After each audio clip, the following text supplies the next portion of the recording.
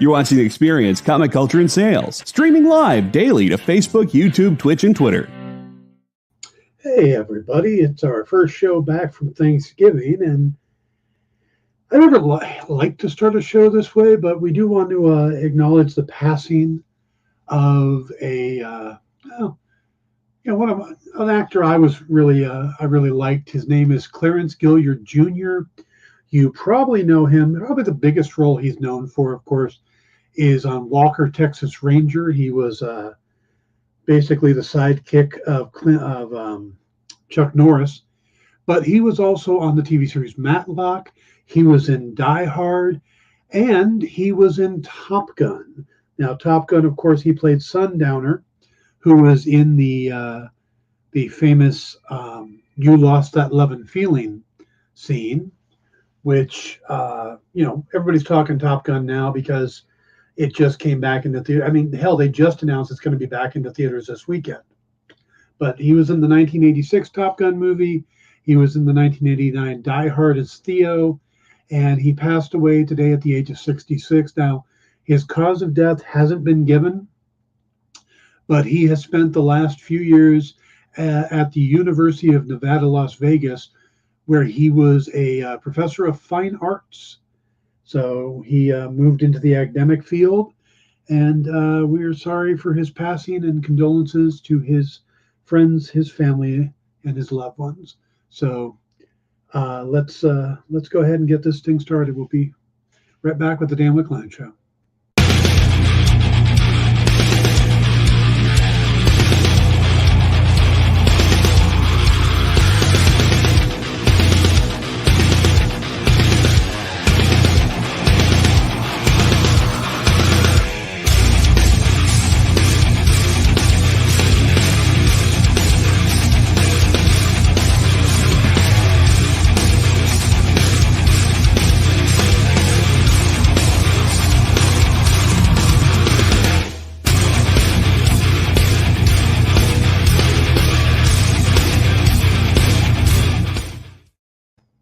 Hey everybody, welcome to the Dan Wickline Show here on The Experience. It is Tuesday, November 29th, and we are hurtling towards the end of this year. I mean, this has been just an amazingly quick year.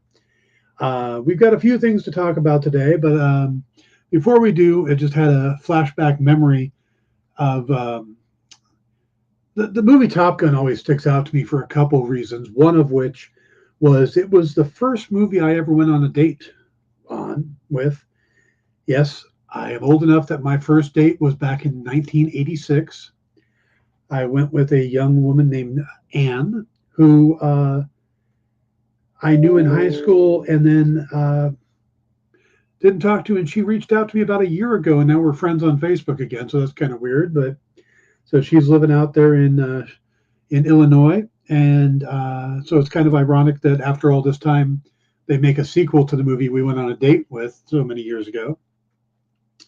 But the other thing that reminds me of Top Gun was the scene, You Lost That Lovin' Feeling, because in 1999, I was at the San Diego Comic-Con.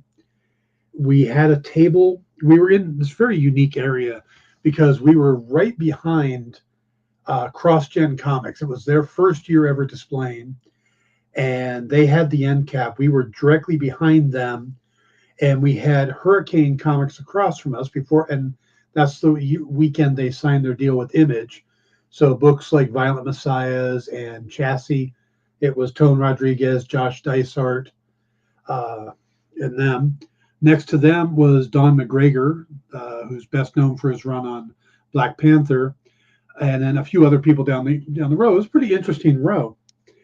And there was a point that in the middle of one of the days, I think it was Saturday morning, that there was nobody in the row. I mean, we were working the tables, but no attendees were walking up and down the row. It was completely empty. And we're looking around, and this happened like 2 times. And once I just shouted out, "No waiting on aisle 47," and people kind of flooded in.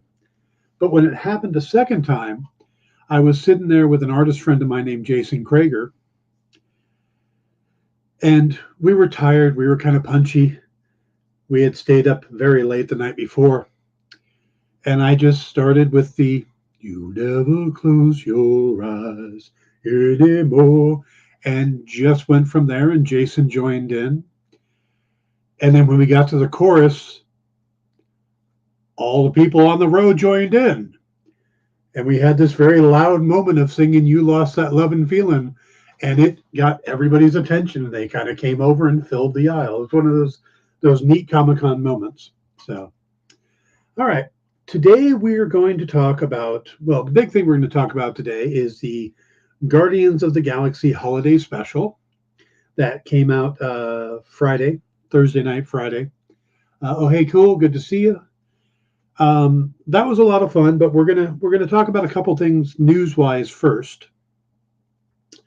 The big news has to do with, and it's not going to seem like big news, but it really is.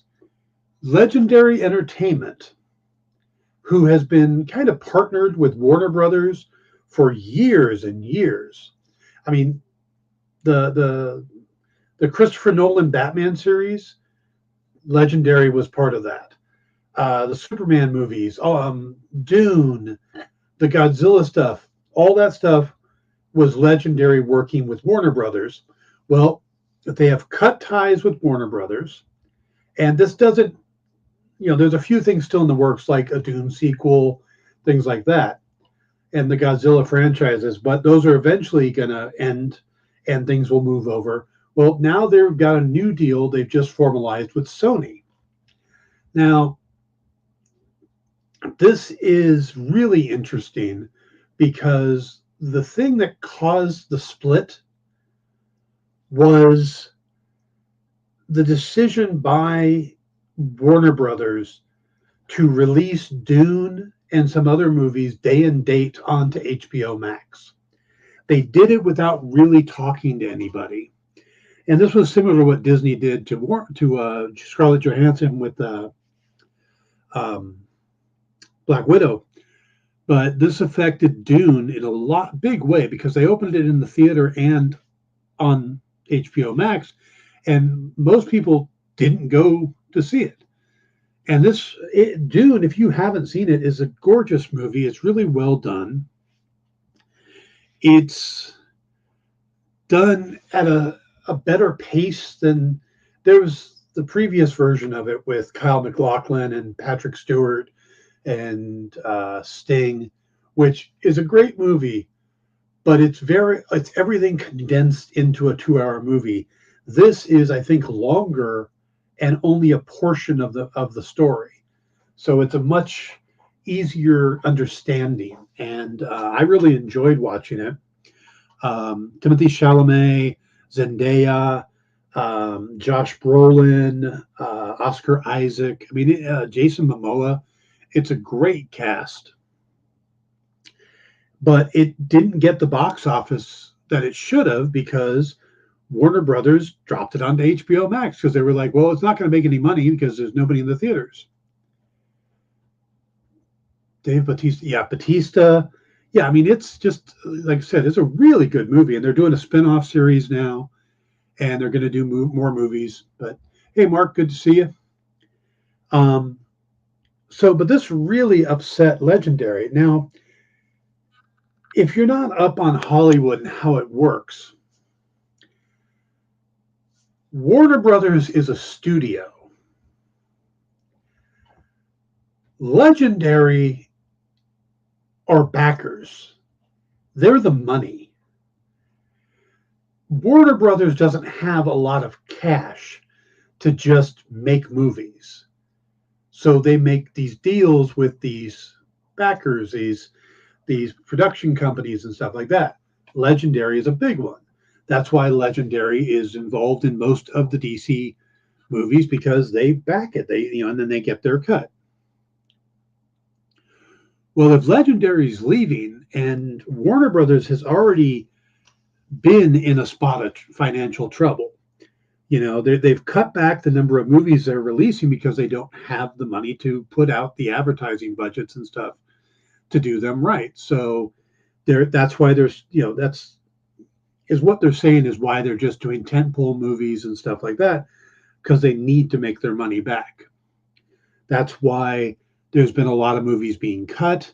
They can't, that's why it's one of the, it's why a lot of people believe the Black Girl movie got canceled, because they didn't think it would make its money back, and that they couldn't justify spending the money promoting it to not get the money back on it. They didn't have the money to risk it. They didn't have the money to gamble, where they could do the tax write-off. And that's what they ended up doing, where they think that they could promote Blue Beetle, so that's why the movies are being moved and stuff like that, is that Warner Brothers just doesn't have the money. Now, Sony, on the other hand, has a good financial backing, but with Legendary comes, like a lot more money. And also they have one thing in common.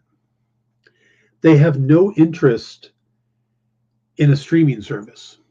Sony doesn't have a streaming service. Unlike Warner Brothers and Disney and stuff, and Universal and all of these companies that have their own streaming services, Sony doesn't. They don't care about it. They don't want a streaming service. They want to put out movies. They want movies in the theaters. Well, that's exactly what Legendary wants to. They want their movies in the theater. They want the exclusive windows that, exist for movie theaters. So hey, Kenneth. So that's why they had their separation with Warner Brothers, and why they're now over at Sony. Now, that means that eventually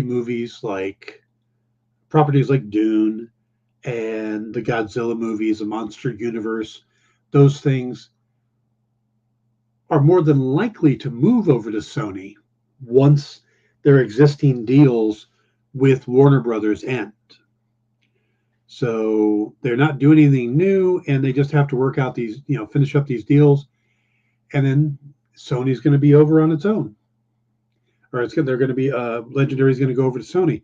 So it should be interesting to see how all this is going to play out, because basically Sony just got a company with deep pockets to come over and go, let's make movies that we're going to put in the theaters. So this is a knock. I mean, this is going to hurt Warner Brothers too, because Legendary, like I said, backed a lot of the DC movies, which is where Warner Brothers really wants to put their eggs in the basket. That's the basket they want to put their eggs in. So what that'll mean long term remains to be seen, but should be interesting to see how this is going to work out. Can David Zaslav find some more backers to fund some of these big movies? Are they going to have to stop doing the big movies? Is there a plan to do a 10-year 10-year DC plan at risk? Be interesting to find out. But this is like the first domino. So we'll have to see how all this pans out. All right. We have another bit of news that this has to do with Ant-Man and the Wasp: Quantumania. And there's a couple things. There's a stand-up. You know how in the theaters you walk in, they put these big standees up? Well, there's a standee now, and I'm trying to see where it was actually discovered. This comes from the Direct, and, they're about 50-50 on their exclusives, but since they actually have a picture of this standee in a movie theater, I'm kind of taking it that this one's real. But the two things to take away from this standee, one is that across the top has the actors' names at the stars, except it has Paul Rudd, Evangeline Lilly, Jonathan Majors, Catherine Newton, Bill Murray, and then with Michelle Pfeiffer and Michael Douglas. Now, the with and the and stuff, That's usually when you want to highlight a character that's not necessarily the star. But the takeaway from this one is that Bill Murray is getting, above the title credit on a standee. Now, that seems kind of weird because his character, from every indication we've gotten so far, has been he's going to be a cameo. He's going to be somebody that Janet knew. This seems a little bit bigger than that. This seems like a lot bigger than that. So, hey, Triple B. So it'll be interesting to see just how much Bill Murray is in the movie. The second thing to take away is because underneath, where they give like the director's name and all that stuff, they get list a couple extra actresses or actors and actresses. And in this case, they also list an actress named Katie O'Brien. Now, if you're not familiar with Katie O'Brien, you've probably watched her in something. She was on Marvel's Agents of S.H.I.E.L.D. in season 7. She was one of the recruits near the end, or one of the agents near the end.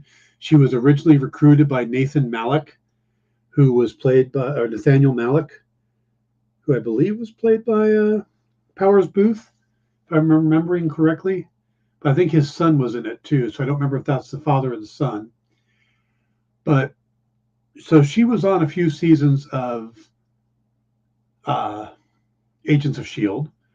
She was also on The Walking Dead, and Westworld, and The Mandalorian. If you remember season 2 of The Mandalorian, there was a bridge officer who was working with Moff Gideon, who was the one that received the signal from The Mandalorian saying he's coming to get the child. Well, that was Katie O'Brien. So she's been popping up in a lot of pop culture or, nerd credit stuff. And now she's showing up in the MCU. Now, the odds that she's going to be the same character from Agents of S.H.I.E.L.D., I'd say is pretty infinitesimal.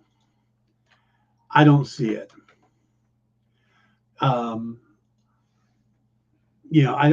don't see why they would bring her in.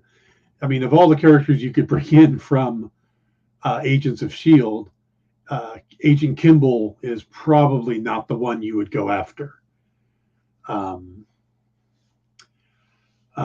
just looking. She's also was in The Rookie, Magnum PI, Sidewinder, Westworld. She played the EMT. Oh, that's right. She was on Black Lightning as Major Sarah Gray. Worked for Billy Nunn. Yeah, Bill Nunn. Yeah. So Z Nation, The Walking Dead. She played a survivor, savior POW #1. So she hasn't been like a big star, but the fact that she's listed now for Ant-Man and the Wasp, pretty good for her. That is cool. So, all right, guys, let's go ahead and take our first break. And when we get back, we are going to talk about the Guardians of the Galaxy Holiday Special. So we'll be right back.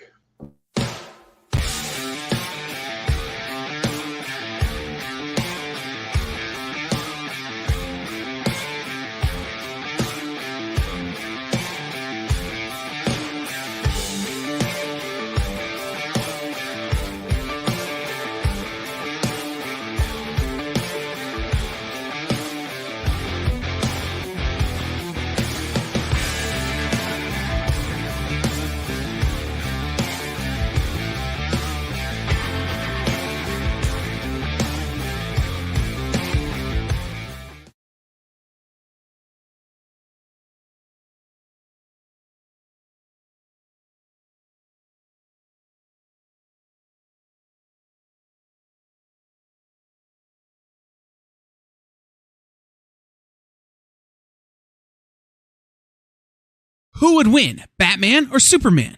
It's the age-old debate, except it's so much more complicated than that.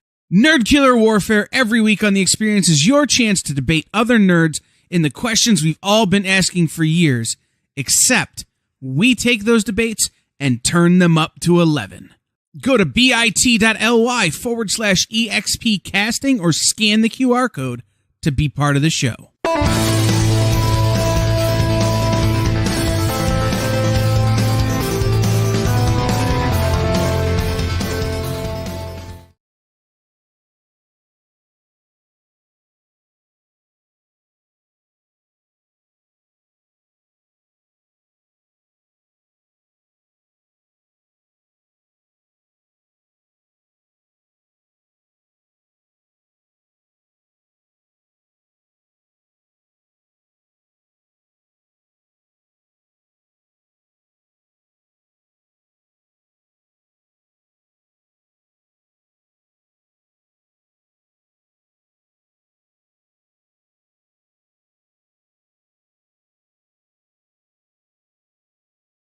Hey everybody, welcome back to the Dan Wickline Show here on The Experience.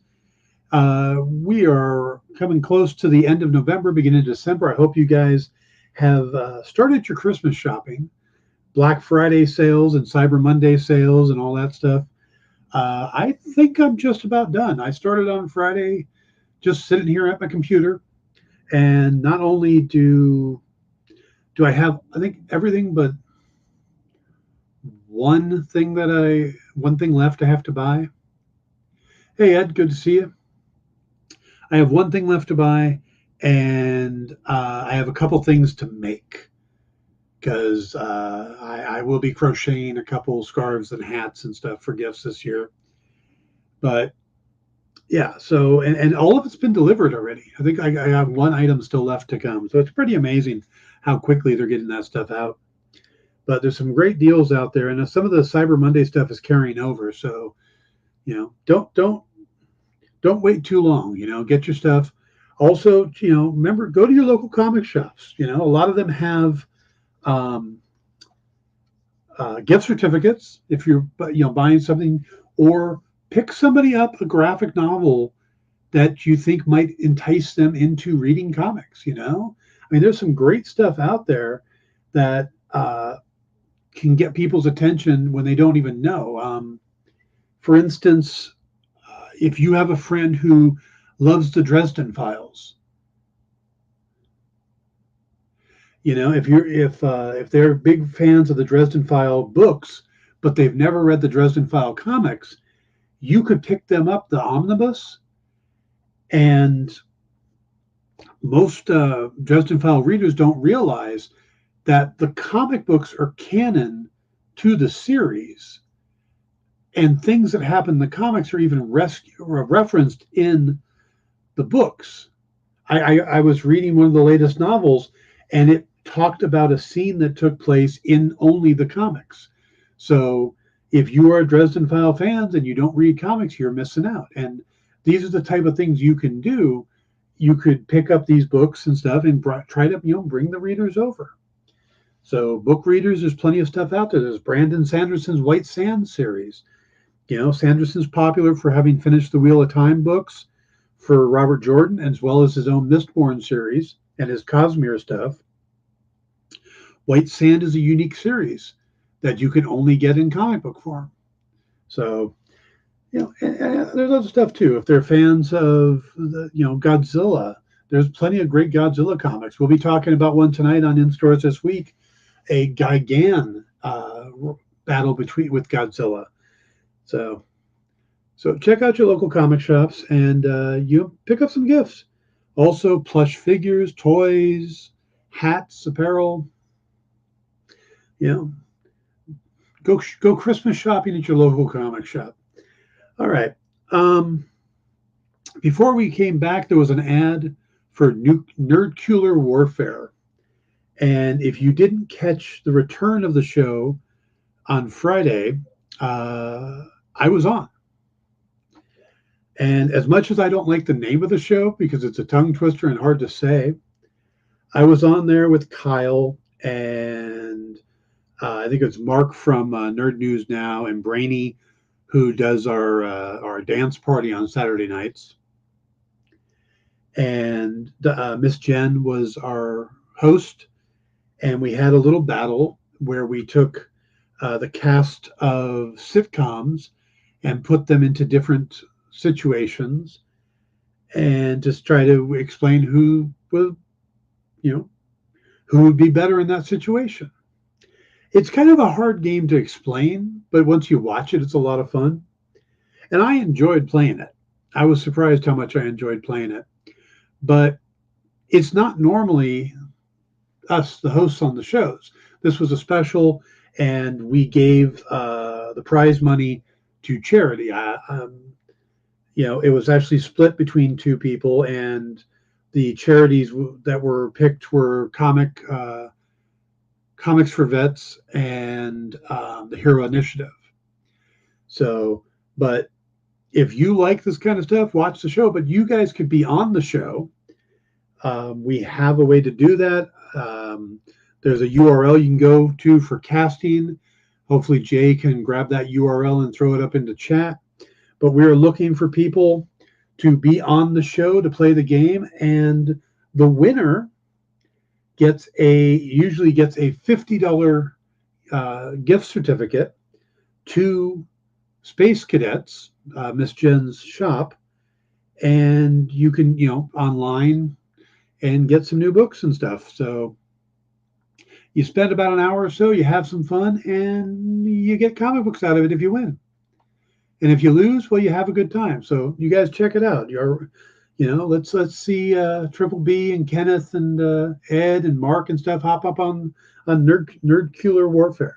So, all right, let's go ahead and get into the Guardians of the Galaxy Holiday Special. Do I need to screen test or send in my portfolio of headshots? No.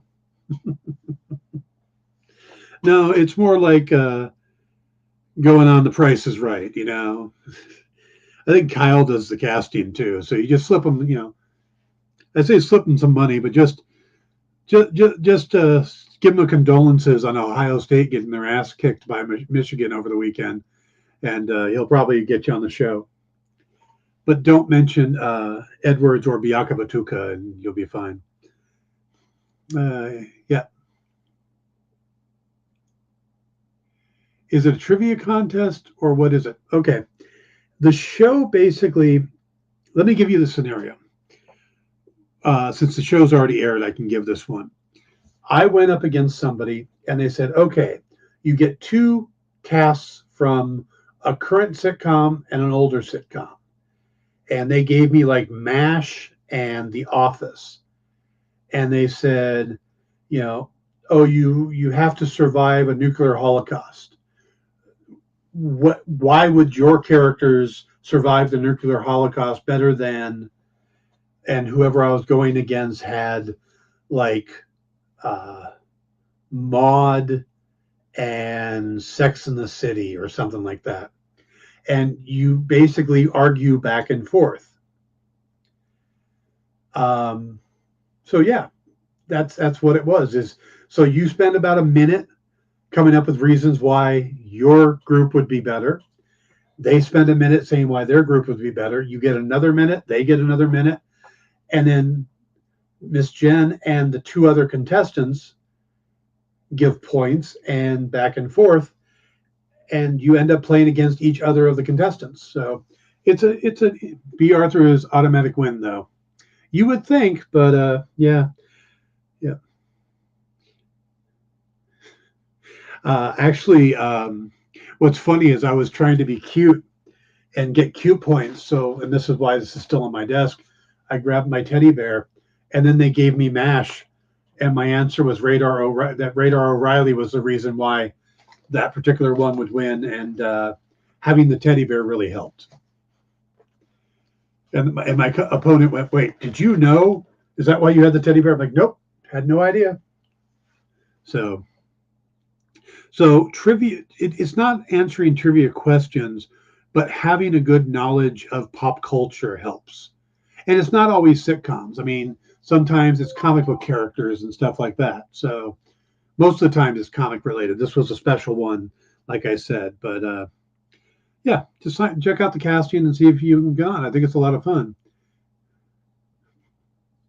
Is one of the prizes a signed Shadowhawk by Dan? We could probably make that happen. Yeah, I would have to look to see if I have any copies of Shadowhawk left, but I'm pretty sure we could probably make that happen. So, by the way, go Wolverines! Yeah.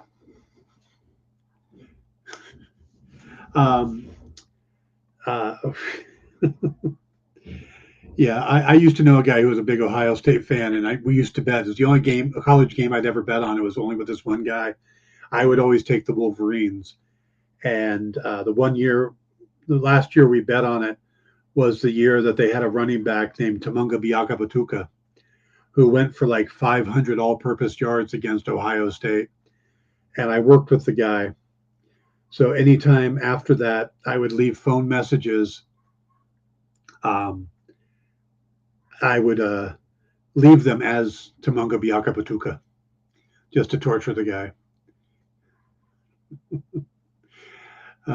Well, thank you. Yep. No, I do like Michigan. They're probably the only college team I do like. I'm not a big college guy, but I do like the Wolverines. Dan writes you a Shadowhawk novel. That should be oh my God. The Shadow novel. I would love to write the Shadow. I have written Shadowhawk, and I love that character too, but and I would happily pick up on where I left off on Shadowhawk and do a novel of that. But the Shadow would be so much fun to write. I would be all on board for that. So, all right. So let's talk. I'm an alum, love my Wolverines. Oh, the other thing I did was my girlfriend at the time was working with us well.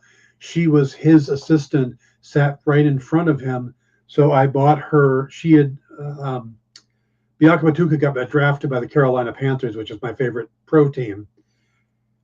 So I bought her a Biakabatuka jersey. And she wore it like every Friday to work. So again, Biakabatuka was torturing him all the time. And it's a great name, too. Maybe Dan can refresh and revive the classic comic Trencher. Oh, Keith Giffen's Trencher. Man, that would be a lot of fun, too. That was a cool series, and Keith's art was just phenomenal on that. So, okay. Guardians. We're not getting the Guardians. Guardians of the Galaxy. Okay, let's do the spoiler thing if we can. All right. Yes, we don't get the roll, but we'll get the little mark thing up there. That'll work. All right. So, Guardians of the Galaxy holiday special starts off with just this awesome new Christmas song. That's what surprised me the most. By a band called the Old 97. They were done up as aliens, but they're an actual band. And they do this song that I love how it works. It's everything they know about Christmas is told to them through this like telephone game that involved Cosmo and Rocket and Nebula and, from Peter Quill. So there's certain things in it that aren't true. They start off pretty good, but things like Santa throws rocks at your head, and Mrs. Claus works the pole, and is waiting to plot his Santa's death, and the elves are going to rise out and stab out his eyes, and it is one of the coolest Christmas songs I've heard in a long time, and it's really catchy, and just seeing Chris Pratt's face as he's listening to this song, and he's like, no, she does not work the pole. Oh my God. So that was a lot of fun. But there's a lot of stuff that takes place in this episode, and you think it's a throwaway. And basically what James Gunn did was he wanted to, if you think about it, Guardians of the Galaxy is James Gunn's Star Wars. And Star Wars, you've got the trilogy, which is what he's doing. He's doing a trilogy. But they also had the holiday special. So James Gunn pitched the idea of doing a holiday special once the Disney Plus was announced, and then Marvel was going to do stuff for Disney Plus. It was the first thing pitched to Kevin Feige for Disney Plus. And he actually pitched it during the filming of Guardians Volume 2. And that's kind of interesting because I'm gonna bring this back around, but there's a big reveal in this, and Marvel just about blew it, because you know how Marvel does Marvel Legends on Disney Plus? They do that short little 7-8 minute recap of a character before a new show comes out or a new movie comes out. They did it for Bruce Banner before the She-Hulk series. They did it for, Falcon and Winter Soldier and Sharon Carter before Falcon and the Winter Soldier came out. Shuri and M'Baku, I think, got it for, or the Dora Milaje. I don't remember, but they did for Black Panther, stuff like that. Well, because Drax and Mantis were the big characters in this, that's who got the recaps. Well, as of yesterday, if you go out to Disney Plus, those recaps aren't there. They went up before the show and now they're gone. Hit the like, folks, now, or if on rewind. Thank you, CJ. So yeah, remember to hit the like button down there. Sure. Like and subscribes, be appreciated. Well, if you go to Disney Plus, the Marvel Legends have been taken down. They may be back up by now, but they've been taken down. And the reason they were taken down is that whoever put them together probably didn't coordinate with James Gunn,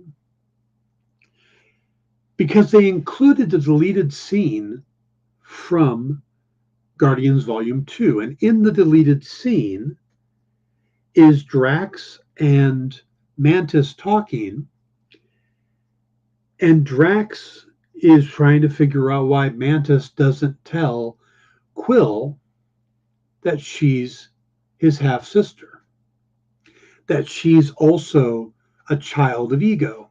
Now, they don't say it otherwise other than that scene. So it's hinted at. I mean, we kind of get that idea. You can insinuate it from the movie. At one point when Ego's doing his diorama of his history, and you see all the different women or female females that he hooks up with, one of them is from Mantis's race. Well, that's supposed to be her mother. And at the time the movie came out, they cut the scene, and there's a good chance they cut the scene because James Gunn decided, while coming up with the idea for the Christmas special, to save it for the Christmas special. But they had scenes filmed, and including a scene with a woman done up as Mantis's mother. An actress named Jennifer Sharp did a scene with Kurt Russell. And she had tweeted out back in 2018 that it was an honor working with Kurt Russell, even though the scene was deleted. And she talked about how she had played Mantis's mom. Well, Gunn denied that that was the situation at the time. So they were really trying to bury that. And we see now that it's one of the big surprises from the holiday special. But they put the deleted scene into the Marvel Legends, so it was kind of spoiling the reveal. So if you watched Marvel Legends to catch up and go, let's remind me who Drax and Mantis are, you got the reveal for the thing. So that's why the Legends got taken down. Now, I don't know if they've re-edited and put them back up, or if they're just going to leave them down. But yeah, so that's the big reveal. And it makes a lot of sense, because why else was Mantis there? Because I think they gave us this idea that Ego had found her and kept her around because, she was able to help him sleep and to kind of put his mind at ease. But it makes more sense that he found her because she was one of his offspring, one of his progeny. And, just decided to let her live where the other ones he killed off because she could be helpful, even though she couldn't take the celestial gene. So, let's see. Jay says that we didn't, and we're glad we didn't. We were like, whoa, what a reveal for a special. Yeah. So that's the point, is that it is a big reveal. And it's really cool because now Peter has family again. He lost his mother. He found out his dad's a psychotic planet. His adopted father, Yondu, dies. He doesn't have any family other than his maid family and guardians. So to find out he has an actual sister means a lot to Quill, especially since he's reeling. And that's what this is basically about. He's reeling from the fact that he lost Gamora. But there's a lot more going on in this episode besides just the reveal. We start off back in nowhere or on nowhere, in nowhere. I think it would be in nowhere because they're not on the Celestial's head. They're in the Celestial's head. So they're in nowhere. And we find out that they own it now.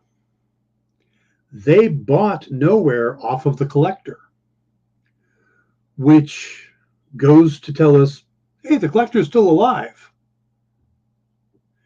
Because it sure looked like Thanos killed him. But I guess not. He's still alive, which is awesome because I still have a dream of Marvel doing a special with all of the Elders of the Universe, just because I want to see Jeff Goldblum and Benicio del Toro and Kurt Russell all in the same scene. And I want a story of the Elders of the Universe.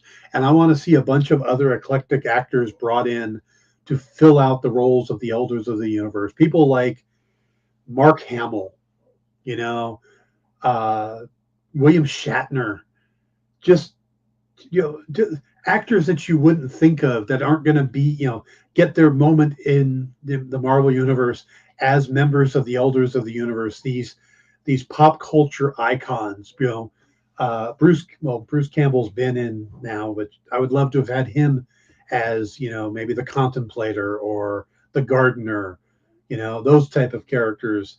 But yeah, Mark Hamill, just to see those characters or those actors brought in these small roles. So I still want that to happen. And the fact that the Collector is still alive means that it can still happen. Don't know if it will, but it can still happen. But so the Collector is still alive, and the Guardians now have a base of operations. They're in the head of nowhere. We also see more with Cosmo the Space Dog, and they've cast an actress to do the voice of Cosmo. And I don't remember her name off the top of my head. I forgot to look it up beforehand, but she's the actress from the latest Borat movie. Plays Borat's daughter, supposedly. But there's been some griping online that they've suddenly made Cosmo a female dog. And I got to tell you, it's one of the few gender reveals that I go, well, that makes actual sense.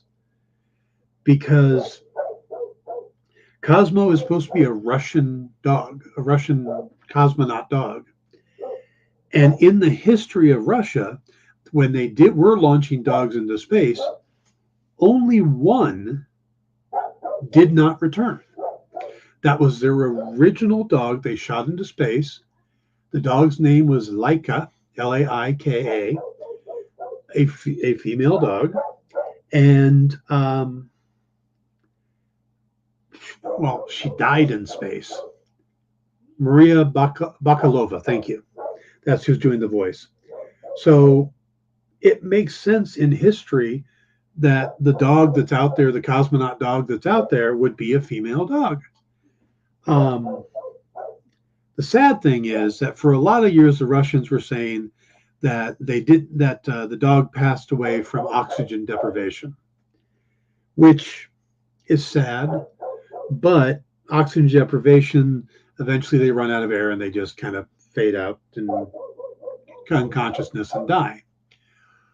Well, in about 2008 or 2002, I think it was, the truth came out. And what it was is that these heat shields they had on the ship weren't sufficient. And the dog had actually died from being fried. So, yeah, that's a much more horrible story, isn't it? But it makes sense for Cosmo to be a female dog because that's, like I said, the only dog that didn't return. So, there's a lot of Easter eggs and stuff. We'll go over that, but let's go ahead and take our second break real quick. We'll come back and I'll cover some of the Easter eggs that popped up that you might have missed. So be right back. This is The Experience.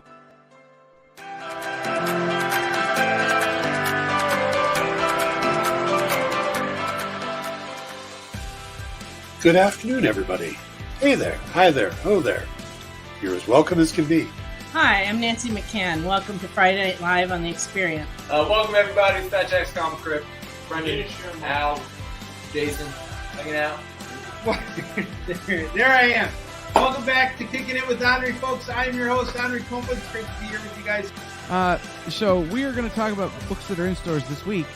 Hi, everybody, and welcome to Mishmash. Hello, and welcome to the Black Comics Universe, presented by Peep Game Comics.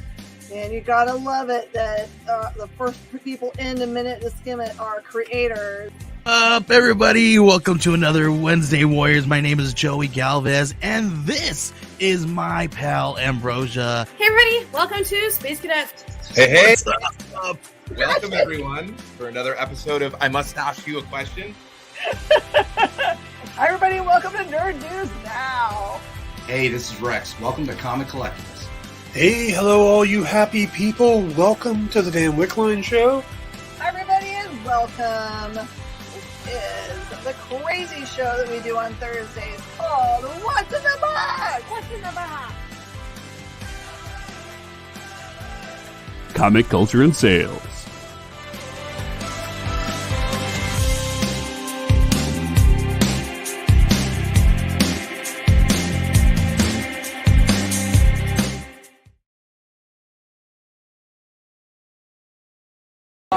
Hey, I'm Nathan Fox, co-creator of The Weatherman with Jody LaHoo, and currently wrapping up the third volume. Stay tuned for more news on The Experience.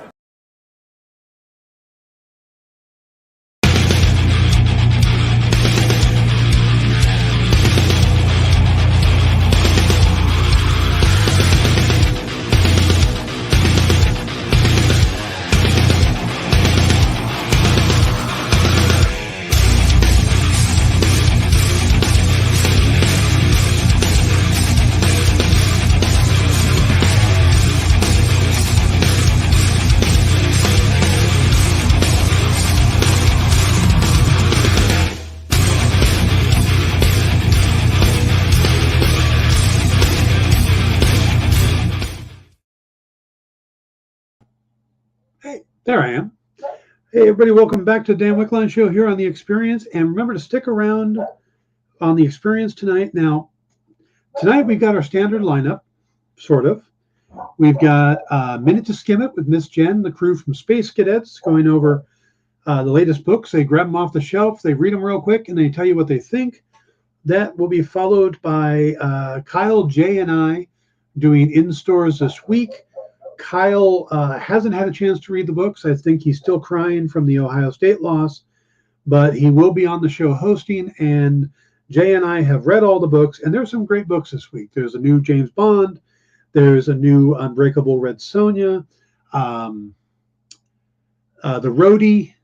There's some good stuff today. So join us for that. And then after that, we have a new show. I don't remember if it debuted last week or if this is the new show. I think tonight's the new. debut called Country Road Comics. And it is a store that is going to be doing, it's a sales show, and they're going to be offering up some $1 start auctions and some $10 mystery stacks. So you can pick up some really cool stuff tonight with Country Road Comics. But I want to announce that we're going to be doing we're going to be doing a little shift. And starting next week, you can get back-to-back me. Doesn't that sound horrible? We're going to be moving in stores this week up to the 6 o'clock slot p.m. or 6 o'clock Eastern, 3 o'clock Pacific. So basically, the Dan Wickline Show will go right into in-stores this week. It'll be followed by Minute to Skim It. And then we're going to have a brand new show debut next. I think it's next week, but that's the plan. I don't want to announce what the new show is because I haven't been told if I can. If by horrible you mean amazing, yeah, horrible. So yeah, we're going to be getting some new, shifting things around next week. But yeah, so back to back, Dan Wickline Show, and then in stores this week, starting next week, and that will allow me to actually be done in time to cook dinner for people in my house. So that'll work out well.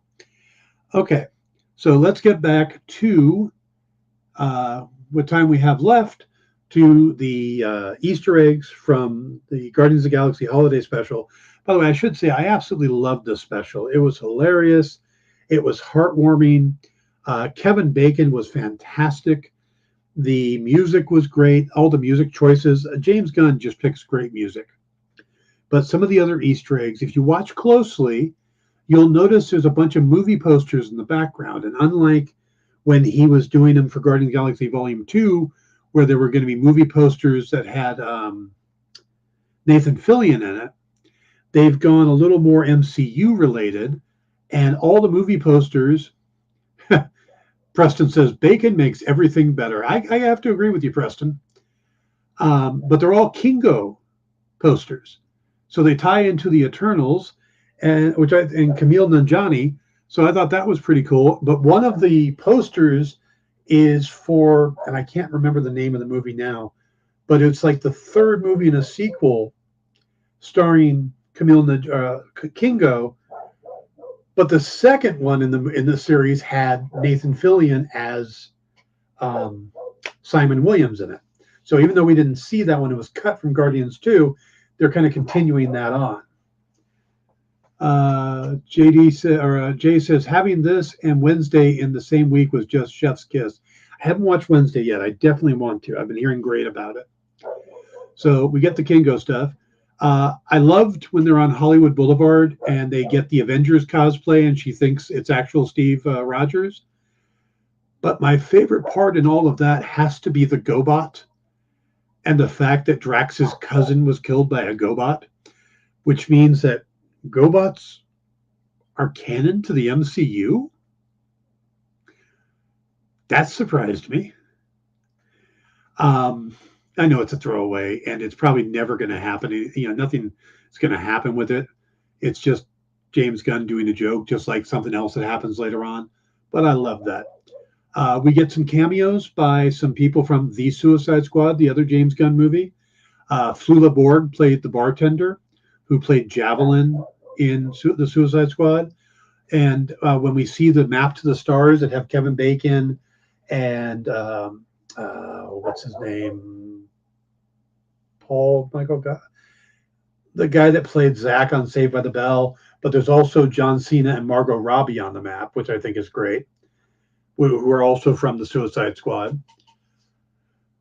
When they go into Kevin Bacon's house, he's watching Santa Claus Conquers the Martians, which, aliens, Mark Paul Gosselaar, that's it.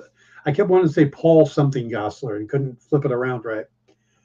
But Santa Claus versus the Martians, another Christmas story involving aliens and Christmas. I love the fact that Craiglin explains to Kevin Bacon that, that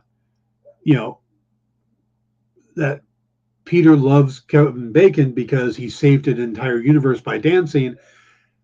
And then in the first Guardians of the Galaxy movie, Peter Quill saved the galaxy by dancing to distract Ronan, but it's what he did. So the new ship they have is called the Bowie, which continues the pop culture naming of when we had the Milano and the Benatar. Now we've got the Bowie, which I think is a great name for a ship. Okay, we're going to bring this up. Bucky's vibranium arm. Nebula gives Bucky, or gives, hang on a second. Nebula gives Rocket Bucky's vibranium arm for a Christmas gift. Well, it's not. Well, it might be, but how she got it, we don't know. And I don't think this is going to end up being canon. I don't think we're going to end up seeing Bucky on Earth without an arm. He might have a different arm, but I don't think they're going to spend a lot of time explaining this away. I don't think this is a major, MCU canon shaking thing. I think it's just a throwaway line having to do with him wanting it from Avengers Endgame or Avengers, Infinity War. So nice dramatic sound effect for Bucky's arm. Yeah, that was Lisa calling, so I had to turn that. Yeah. Let's see. Something important. James can Rom the Space Knight be far behind? That would be awesome. Would love to see Rom the Space Knight pop up. James Gunn did set the record straight on one thing, and it has to do with Groot. The reason Groot looks buff and swole is this is not the same Groot.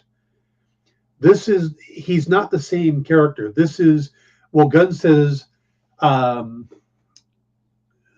he's much broader than the original. You're talking about how he's much broader than the OG Groot ever was. He's his progeny and a totally different Groot. So he's not the same Groot that sacrificed himself. He's a different Groot, and it's, we're not going to get that Groot back, the tall, skinny one. So he's going to look different. And I thought he was just a teenager, creatine years. Yeah, how he's going to look at the end, but he's not the exact same Groot. So I think that's the key. Is he's not the same Groot he's the son of Groot. So I love the rotoscope animation for the beginning and end scenes, and that Star-Lord gets his guns. I thought that was pretty cool, that Yondu gave him his guns as a Christmas gift. And the final thing is a mid-credit scene. I don't know if we're going to get another holiday special because James Gunn is leaving the DC for DC from Marvel now. Or I don't know if we'll get another Guardians of the Galaxy holiday special. We might get another. We probably will, because they had Hawkeye set at Christmas. I think we're going to get something at Christmas every year, but it'll probably be something different each time. But just because Kevin Bacon says I'll be back at Easter, and they say now we have to do another special, I don't think so. But I think it was I absolutely loved it. And Mark says, have you heard any developments with regards to Black Wolf, a Marvel title? I heard on another stream someone pumping this up.